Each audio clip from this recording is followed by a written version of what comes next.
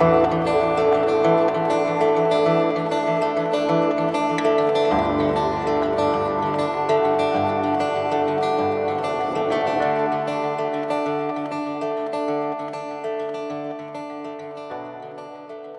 hello everybody, I'm Rich. I'm part of the off-grid couple, but today I'm going solo. We're going to be giving our first impression on the Woodlands mill HM126. Now this isn't mine, it's my father-in-law's, but I got to do some shoveling and stuff and get the tractor and get some logs on here, and hopefully we can mill some wood today. Got lots of freezing rain, and just kind of give you a quick demonstration on this thing. And if you're ever curious on how one runs or how it operates, I'm going to do my best to show you. And but first I got to get the tractor and well, move some logs onto the bunk.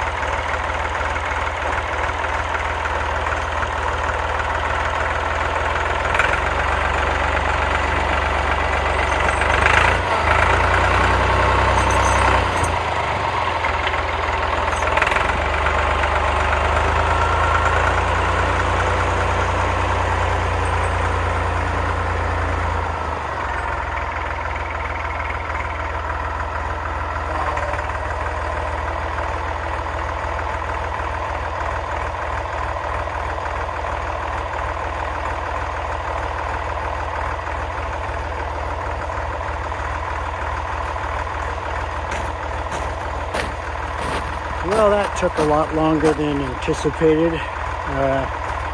Snow's deep even with chains. I'm spinning, but I got them on the bunk, and now we can start milling some wood. I'll right, man, we finally got a break in the weather. It's like 42 degrees, man. We are having a tropical heat wave compared to about the 10 below we just had a few days ago. So now we finally get to cut some lumber. I'm just going to give you a couple specs on the Woodlands mill HM126. This is my father-in-law's. He just got this, I believe, a year and a half, 2 years ago, and he is absolutely loving it. He did the upgrade motor with a 14 horse instead of the 9. The largest log that you can cut is 26 inches in diameter, and then the longest, or widest board, I should say, is 24 inches in diameter. The maximum thickness of a board you can cut is 7 inches. So, man, if you want to make some good sized beams that are 7 inches thick, you can do this with this thing. With the standard 14 horse, I should say it's not the standard, the upgrade with the 14 horse motor and the standard bunk, this thing weighs just a couple pounds under 800 pounds. That's like 794 pounds. So it's a pretty stout, heavy unit. It does come with the self-oiler, nice access to your belts and your saw blade in here. So I'm thinking enough talk, and let's get some wood planing. What my plan is, even though it's winter time, I'm thinking about spring, and we want to make some basically kind of live edge garden beds for our property. So what I'm going to do is just give you a quick demonstration and make a few cuts and cut these boards and get them ready for some garden beds, because spring cannot come quick enough, let me tell you. It also comes with 2 of these, I don't know, I just call them log stops. You just basically push these forward and pinch them to your log. And then over here, you actually have quite a few of those all along the line, and they're totally adjustable. So as you're cutting the log, you just need to be aware when you get right down to the last few inches, you can lower those to make sure that you are not, running your blade across that. Haven't done that yet, but that is something you definitely want to be aware of, because you can't see this side of the log when you're cutting.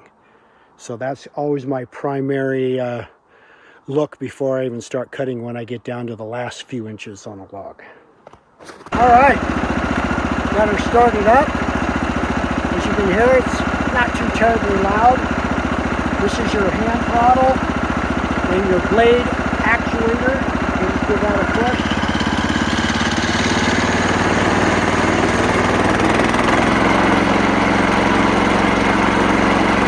You see the blade moving there.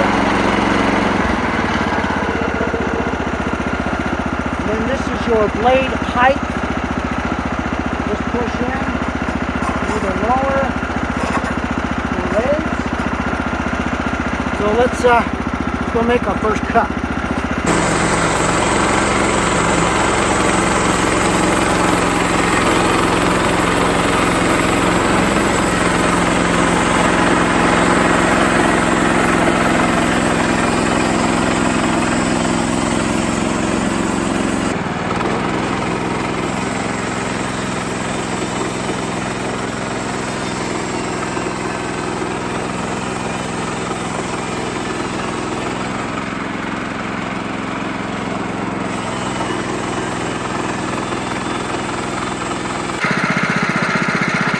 A bit of a mistake. I got too much off the top part of the log.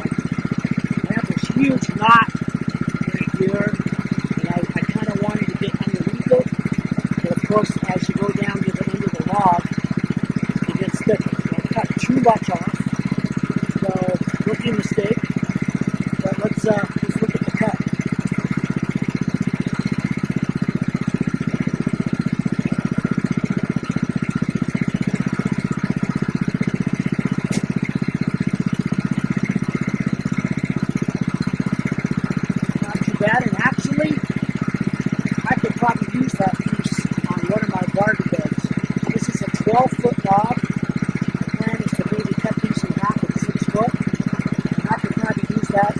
bottom edge on one of my garden beds. So no waste, or I could cut it up and use it for fire.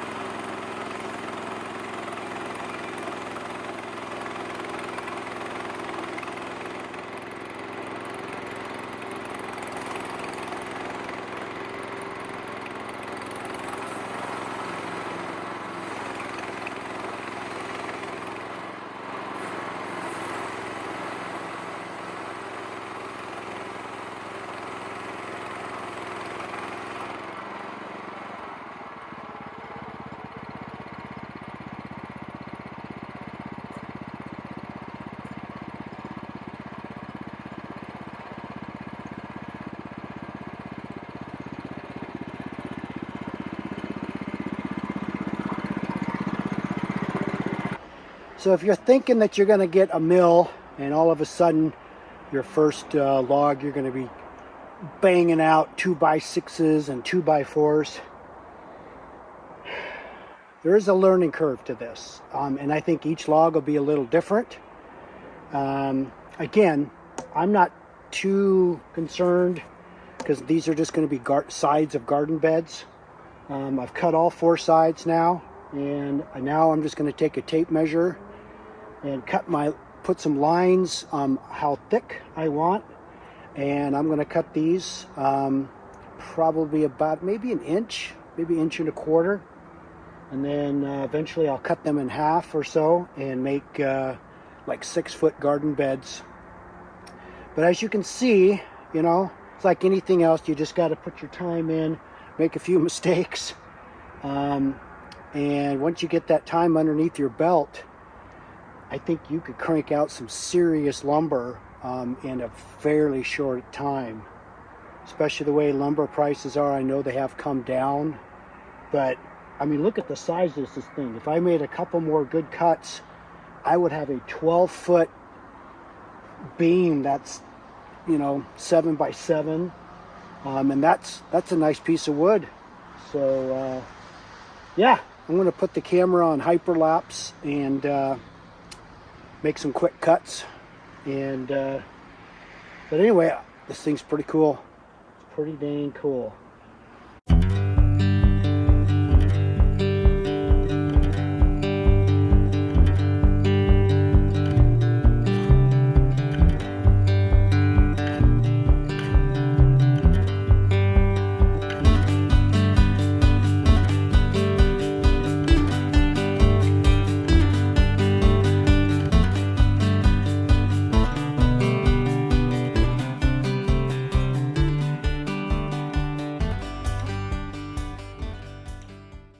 All right, guys, I'm gonna have to cut this short. It's getting really dark, and I can feel a little drizzle coming along. This board is just a pinch under 10 inches, and like I said, it's 12 feet long, and it is exactly 1 inch thick. I don't know what you'd pay for a 10 by 1 by 12. But I gotta tell you, this thing's pretty slick. Again, it's like anything else. The more practice, the less you're gonna have to think about it. But I am pretty happy. I've got 1, 2, 3, 4, 5, at least 5 boards cut, which probably took me upwards of 20 minutes. That's also making this film, so that also takes some time. But yeah, pretty dang excited about it. So yeah, I might do another review of, you know, when I get more proficient on it.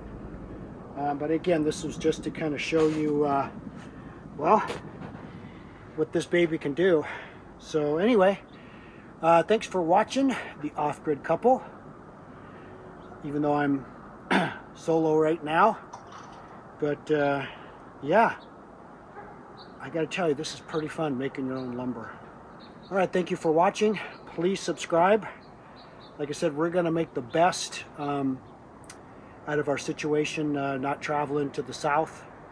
And we're gonna try to do as much off-grid stuff and prepare for the upcoming spring.